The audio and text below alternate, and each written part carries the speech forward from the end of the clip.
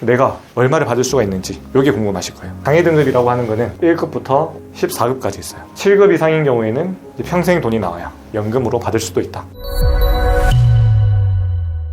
오늘 영상 클릭해 주신 분들 아마 내가 산재로 보상을 얼마나 받을 수 있는지 궁금해서 누르셨을 건데 내용 한번 정리해 보겠습니다. 어떤 종류로 보상이 나올 수가 있는지를 봐야 되는데 근골격계나 뇌심질환이나 난청, 암 다 똑같아요. 나올 수 있는 보상이 크게는 세 가지예요. 첫 번째, 휴업급여. 수술을 했거나 아파서 치료를 받는 동안 일을 못하죠. 이때 나오는 월급 성격인 거예요. 월급의 보통 70% 나오죠. 두 번째는 장애급여라고 해서 산재가 끝났을 때 앞에 받았던 걸로 보상이 끝나는 게 아니라 내가 무릎 수술을 했으면 수술하기 전이랑 비교를 했을 때 영구적으로 장애가 생길 수가 있어요. 운동 범위라던가 이런 것들이 내가 건강할 때 비해서 얼마나 장애가 생겼는지를 평가해서 나오는 게 장애급여. 그 다음에 요양비 또는 요양급여라고 하는 건데 병원비라고 생각을 하시면 돼요. 크게 이렇게 세 가지인데 조금 더 디테일하게 한번 설명을 드려볼게요. 일단 이 휴업급여 월급의 70% 나온다고 생각을 하시면 돼요. 내가 300만 원 받던 사람이다 라고 하면 210만 원, 근데 최저임금이 지금 8만 원이 넘어가다 보니까 240만 원은 보장이 되는 거예요. 일당직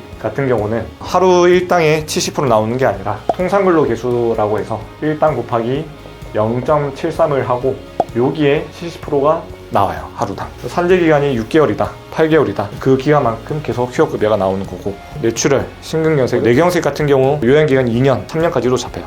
그때 동안 계속 급여가 나오는 거죠. 생계 유지를 위한 금액인 거죠. 장애급여라고 있는데 국가장애, 장애인 스티커 받는 거 있죠. 요거는 국가에서 나오는 장애인 거고 기준은 유사해요. 산재에서는 장애라고 표현을 하고 있다. 이 장애라고 하는 거는 여러 가지가 있을 거예요. 예를 들어서 골절이었다. 내가 어깨 골절 때문에 핀을 받고 수술을 한 거예요. 산재가 끝났어도 내가 이 수술을 하기 전이랑 비교를 했을 때 팔이 다 안 올라가요. 옆으로도 안 올라가고 평가를 해서 내가 건강할 때 비해서 움직일 수 있는 각도가 25% 이상인지 50% 이상인지 75% 이상인지 어느 정도 제한됐는지에 따라서 장애 등급이 매겨진다. 이 장애 등급이라고 하는 거는 1급부터 14급까지 있어요. 1급이 엄청 심한 거, 14급이 제일 가벼운 장애. 이 급수에 따라서 보상 금액도 천차만별이다. 7급 이상인 경우에는 평생 돈이 나와요. 연금으로 받을 수도 있다. 예를 들어서 팔이 잘린 경우, 양 다리가 잘린 경우, 내가 계속 이제 일을 할 수가 없으니까 이제 평생 연금으로 나오는 거죠. 요양급여 같은 경우는 이제 병원비예요. 산재가 승인 나기 전에 내가 먼저 병원비를 냈었으면 영수증을 청구를 하면 돈이 나오고,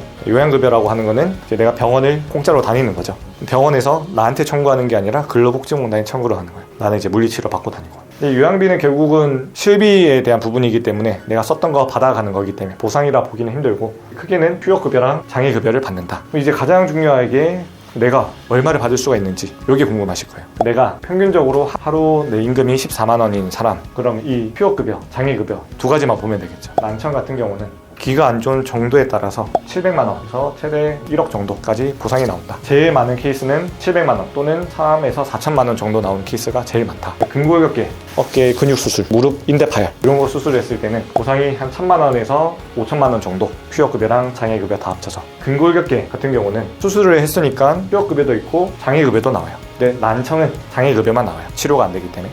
디스크도 마찬가지로 한 1,000만 원에서 5천만 원 사이. 사실 이거는 근로자의 상태에 따라 다 너무 달라요. 그래서 얼마 나온다라고 말씀드리려고 하면 그 사람이 급여를 얼마 받았는지, 어떤 수술을 했는지, 어떤 장애가 남는지에 따라서 천차만별이다. 근데 바운더리는 한 이 정도다. 1,000에서 5천.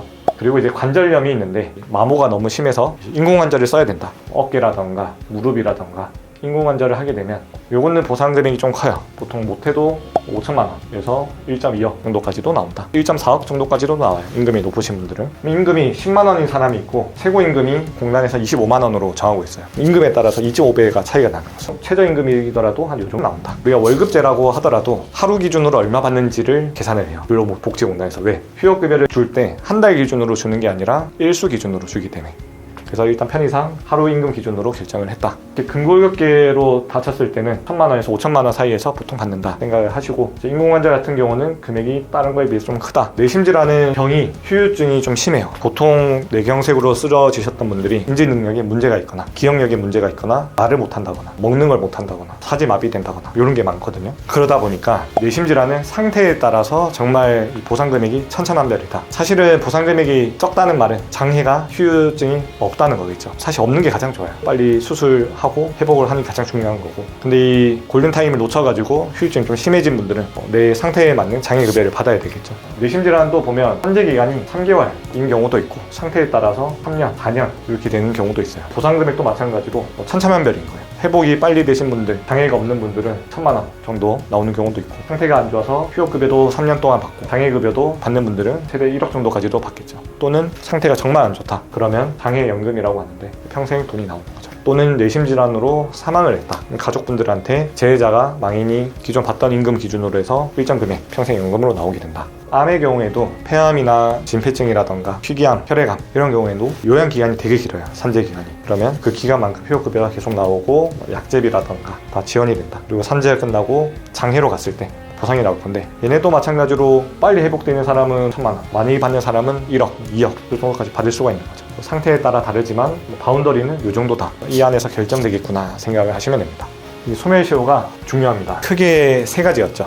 요양급여, 휴업급여, 장애급여 이렇게인데, 소멸시효가 3년짜리인 게 있고 5년짜리인 게 있어요. 3년 요양급여, 휴업급여, 5년인 거는 장애급여, 유족급여, 사망했을 때 유족급여는 장례비라고 해서 또 돈 나오는 게 있는데 포함해서 얘네는 5년이다. 내가 수술한 지 3년이 안 지났다 그러면 지금 신청을 해서 승인을 받으면 받는 기간이 오래 걸려가지고 3년을 넘었더라도 내가 신청한 게 3년 안쪽이었으면 요양급여, 휴업급여, 장애급여 다 받을 수가 있다. 내가 신청을 3년은 지났는데 5년 되기 전에 신청을 했다. 승인을 받으면 3년을 지났기 때문에 얘네는 못 받아요. 대신에 장애급여는 받을 수가 있다. 근데 사고야 당연히 다치자마자 다 산재를 신청을 해요. 요즘 워낙 안내도 잘 되어 있기 때문에. 근데 질병 같은 경우는 산재가 된다는 거 자체를 모르고 있어요. 그러다 보니까 제일 안타까운 게 이미 5년이 지나서 2019년도에 수술했는데 이거 산재 되냐 이렇게 물어보신 분들이 제일 안타깝죠. 충분히 인정을 받았던 케이스인데 몰라서 놓친 거니까. 제일 안타까운 게